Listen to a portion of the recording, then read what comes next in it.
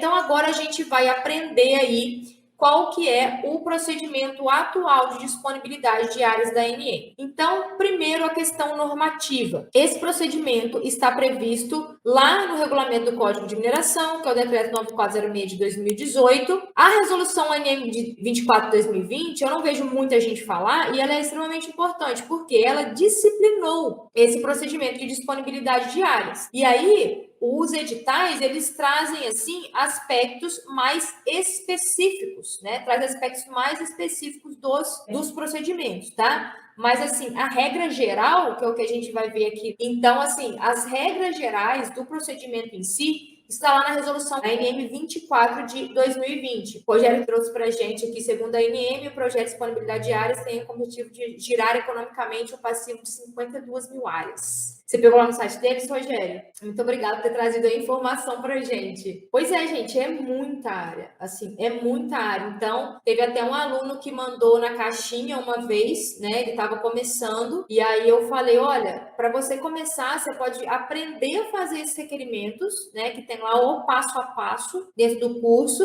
E você pode começar atendendo, por exemplo, atendendo seus clientes com isso daqui. O SOPL você consegue, né? Tem também as aulas, o SOPL você consegue mexer, né? Aprender a mexer no SOPL tranquilamente e também fazer os requerimentos. Já é uma prestação de serviço, uma forma aí que você pode começar, ok? Uma coisa extremamente importante, um conceito extremamente importante que a gente tem que entender sobre o procedimento atual de disponibilidade de áreas da ANM. A participação não significa autorização automática para pesquisar ou para lavrar. Não é só porque você participou que saiu o seu nome lá no resultado, né, da oferta pública que você está autorizado. Muito pelo contrário. O que é ofertado, preste atenção aqui agora, o que é ofertado é o direito de requerer a área que você arrematou no regime ofertado por prazo determinado. Vamos entender isso daqui. Quando a ANM oferta essas áreas, quando você arremata uma área,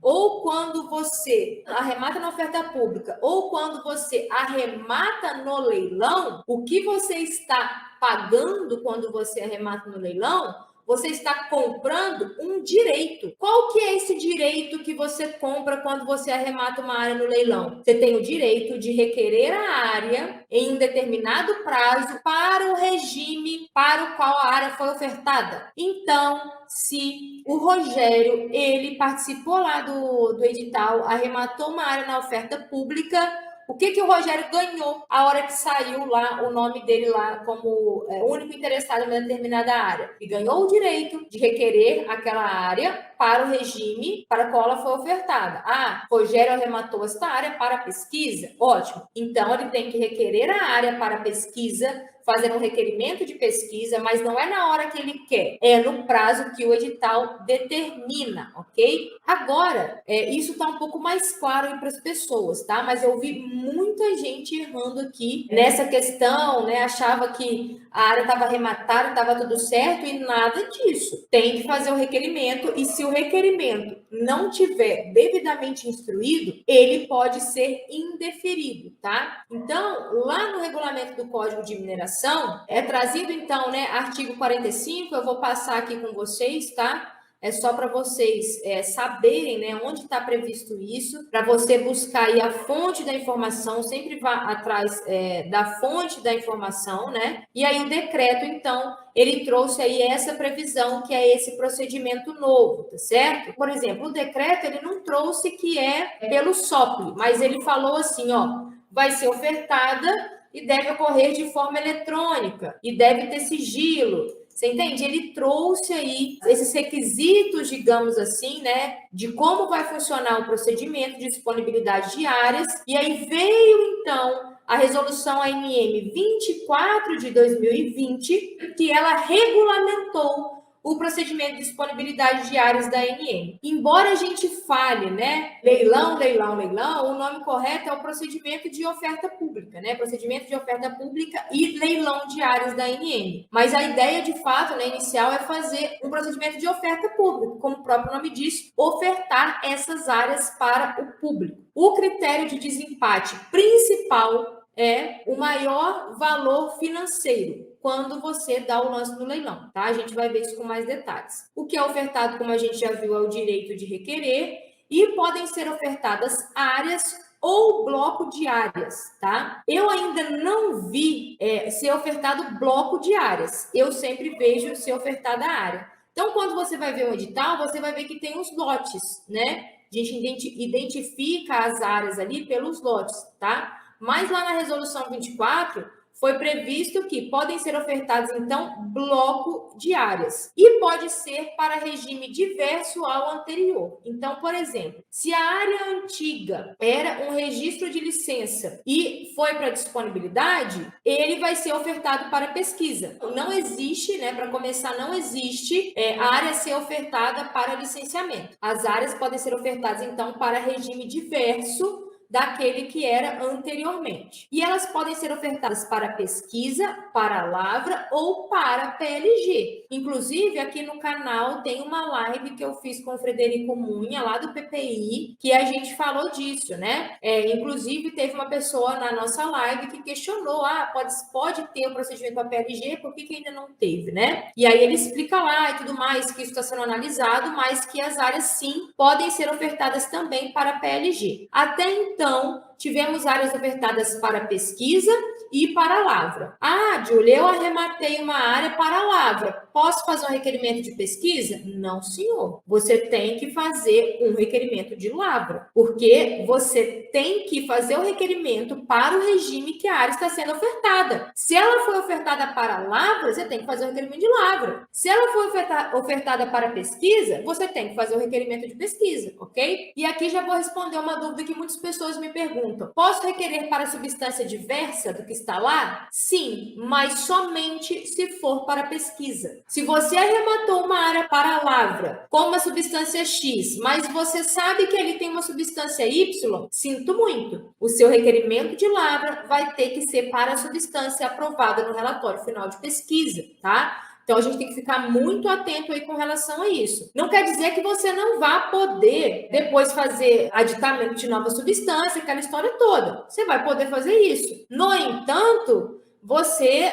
vai demorar um tempo, você entende? Então, detalhes, né, não são tão detalhes assim, eles têm que ser observados para que você tome melhores decisões, né, se você é um investidor, ou para que você auxilie o seu cliente a tomar melhores decisões. Porque, veja, é uma série de áreas que são ofertadas, tá certo? E aí, o cliente vai ter ali, o investidor vai ter ali várias opções e ele precisa utilizar critérios. Pode ser que ele esteja em dúvida em duas áreas, só que uma é para lavra e tem uma substância, mas ele quer outra, ele tem que fazer o aditamento, mas tem outra área que compensa. Então, às vezes, no leilão, a pessoa, ela tendo a informação, às vezes ela vai ofertar lá um valor maior em uma outra área, mas que talvez ela consiga licenciar mais rapidamente, tá certo? Porque nesse caso, esse exemplo que eu dei, né, de uma área que você precisaria fazer aditamento, tá certo? E aí, você tendo mais informações, quanto mais informações você tem, quanto mais conhecimento você tem, melhores decisões você toma. E conhecer esses detalhes da norma são muito importantes para você tomar melhores decisões. Sendo você o investidor, sendo você o prestador de serviço que vai auxiliar e orientar aí o seu cliente. E sendo você também o funcionário de uma empresa que participa aí desses leilões. E aí, lá na resolução 24, traz então quais áreas vão para disponibilidade. Eu vou passar isso daqui rapidamente, mas é basicamente, né, qualquer forma de extinção de direito minerário, a área vai para disponibilidade. Então, basicamente, o procedimento publica-se o edital com as áreas e com os regimes ou o regime para o qual aquela área está sendo ofertada. Então, a gente vai perceber, por exemplo, que no 5º edital foram ofertadas áreas para pesquisa, no anexo 1, e áreas para lavra, no anexo 2. Publicou o edital, tem 60 dias para demonstrar o interesse, tá? Aí, após demonstração de interesse, se não tem nenhum interessado, a área fica livre. Essas áreas, né, que não tem nenhum interessado, são chamadas de áreas fracassadas, ok? Eu acho esse nome um pouco triste, não é mesmo?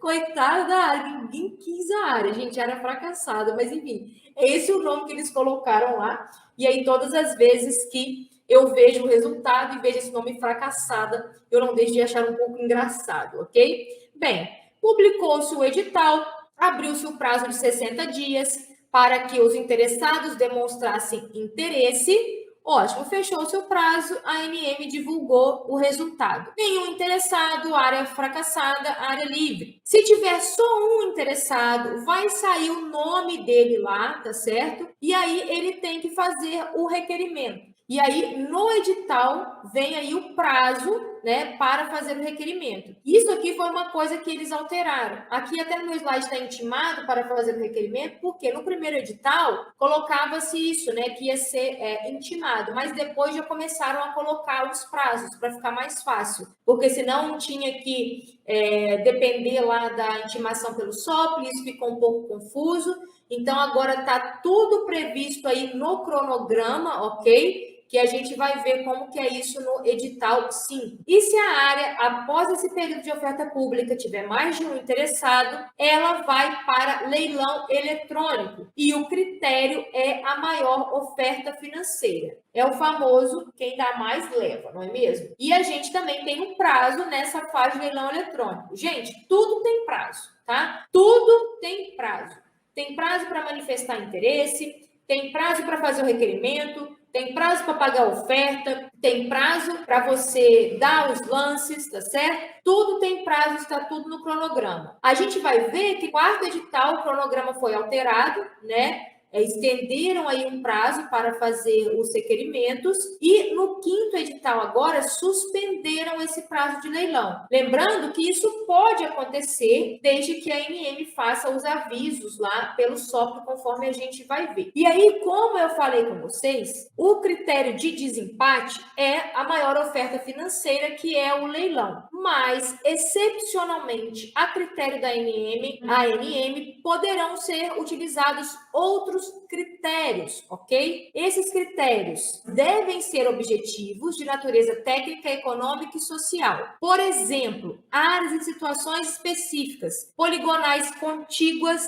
poligonal inscrita, né? Então, você tem um processo aqui, você tem uma poligonal inscrita ou uma poligonal circunscrita a outro projeto grande de pesquisa ou concessão de lavra ou até mesmo grupamento, tá certo? Observando a melhor aproveitamento mineral. Julie, como assim? Eu nunca vi isso. Pois é, até então, todos os editais publicados trouxeram como critério de desempate a maior oferta financeira. Mas, se um dia for publicado um edital em que utilize, né, em que seja utilizado esses outros critérios, saiba, eles estão previstos lá na resolução ANM 24 de 2020, ok? Então, pode sim, excepcionalmente, mas como você está aqui, você está estudando, você está interessado no assunto, é justo que você saiba essas coisas que pouca gente sabe, não é mesmo? Excepcionalmente, então, podem ser utilizados outros critérios.